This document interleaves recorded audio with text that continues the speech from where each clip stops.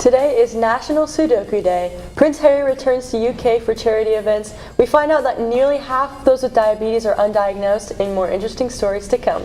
We have today's weather forecast with Lynn and sports coverage with me. Today is Tuesday, September 9th, 2025. We are live from Studio H12 in the Shroyer Broadcasting Center at Bradley Central High School, and you are watching Vox News Today.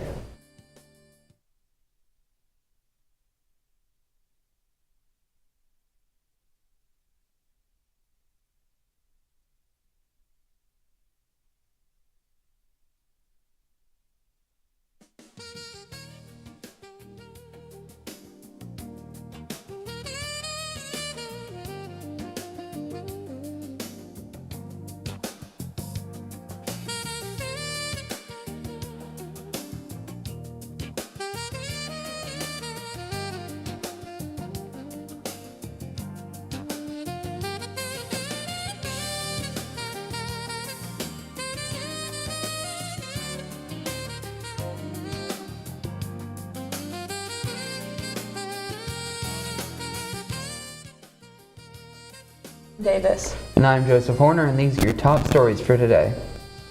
South Korea's top diplomat in the U.S. today at a tense moment for relations between the countries. Foreign Affairs Minister Cho Hyun is visiting Washington as about 300 Korean nationals are detained in Georgia. That's where ICE and other law enforcement raided a Hyundai plant last week. Korean Air says it could start flying home the detainees tomorrow. The raid is causing outrage in South Korea. Its businesses are investing billions in the U.S., much of at the behest of President Donald Trump. The Duke of Sussex made a short visit to Windsor Monday. He laid a wreath and flowers in St. George's Chapel in honor of the late Queen. It's unclear whether he plans to meet his father, King Charles III. The father and son's last encounter was in February 2024 when the Duke rushed back to the UK after his father's cancer diagnosis.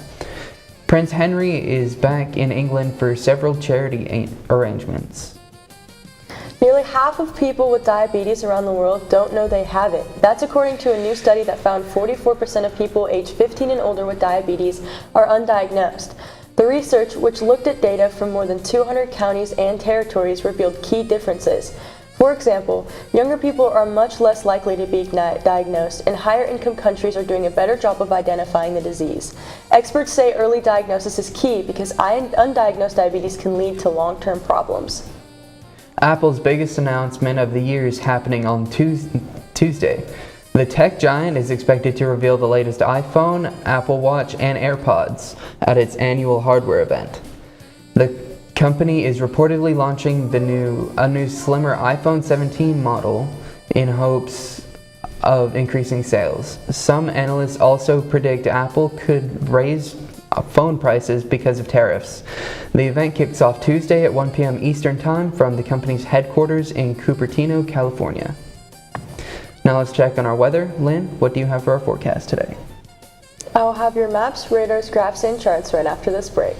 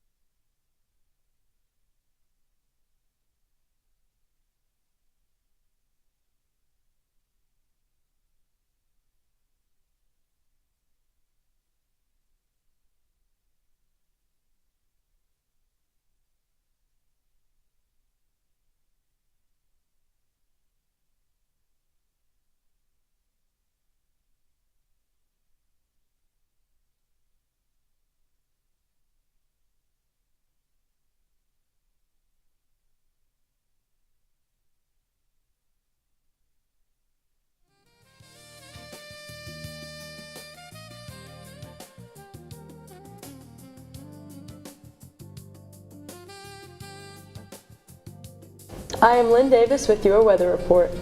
Here's a look at the weather at a glance. It's a very sunny day with 0% precipitation. Wind speeds are low, just a cool breeze to ease the heat.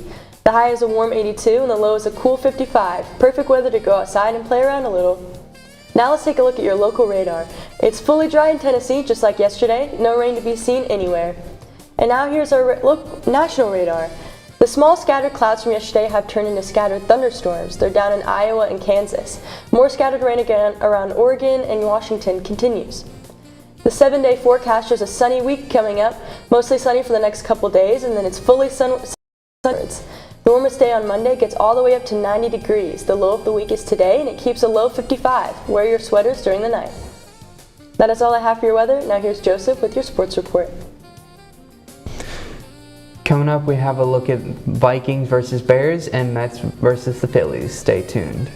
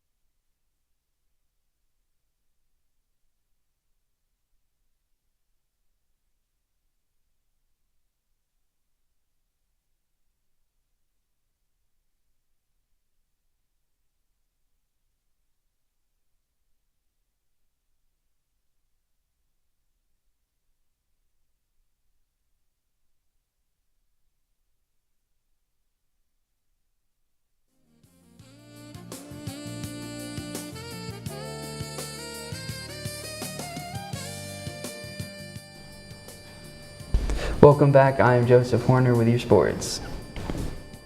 Everyone in the Minnesota Vikings locker room had their own favorite J.J. McCarthy moment of the night, and in the end, the quarterback's big plays all added up to a thrilling 27-24 victory over the Chicago Bears on Monday night.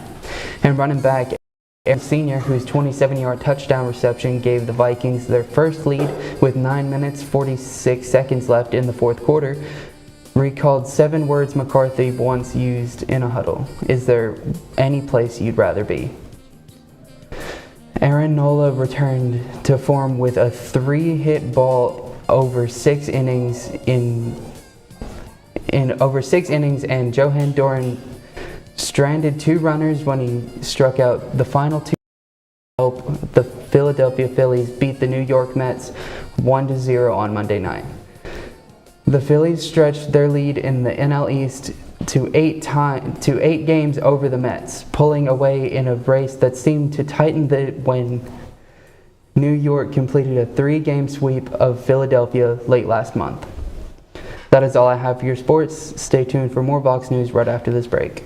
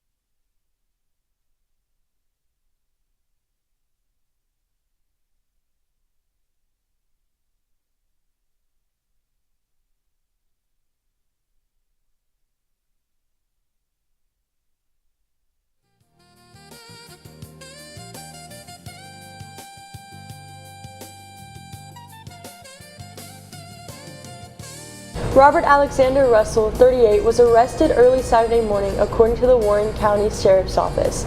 The department worked alongside the McMinnville police deputy and the Coffee County Sheriff's Office to take Russell, who has a previous drug-related felony conviction, into custody.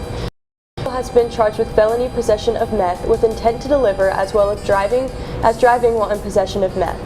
Officials said narcotic investigators started an extensive investigation into Russell a couple months ago after he allegedly transported massive quantities of methamphetamine, which they estimated to be up to 3 pounds per trip multiple times a week. Russell is being held at the Warren County Jail on a $150,000 bond. A 27-year-old Nashville man is suing the city, a nearby apartment complex, and contractors after a crash involving an alleged faulty guardrail left him paralyzed for life. Daniel Freeman a guardrail on Pinhook Road 4 months ago. His attorneys say it was installed incorrectly, making the consequences of the crash far worse than they should have been. The guardrail stopped Freeman's car, but also pierced the windshield and struck him. 2 sheriff's deputies were seriously injured in a crash on Interstate 27 in Lubbock, Texas. The Lubbock County Sheriff's Office says the deputies were helping a stranded motorist when a semi-truck collided with their patrol unit. They got trapped between their car and a guardrail. Bystanders at a nearby gas station quickly came over to help. Both deputies were taken to the hospital with serious injuries, but are expected to be okay.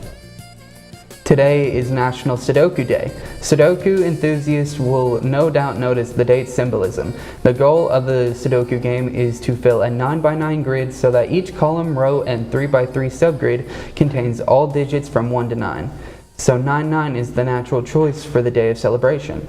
It's time to get your brain into gear, because although today is most definitely a cause for celebration, some hardcore thinking will be required. We are on Facebook, Twitter, and YouTube. You will also find more online at our website, BCHS.TV. Remind your friends to like, subscribe, and share on our YouTube channel, BCHS Bear Network. Tune in each weekday for our newscast. You just can't get enough Vox. That is all we have for you today from Studio H12 in the Shroyer Broadcasting Center at Bradley Central High School. And as always, God bless and go Bears.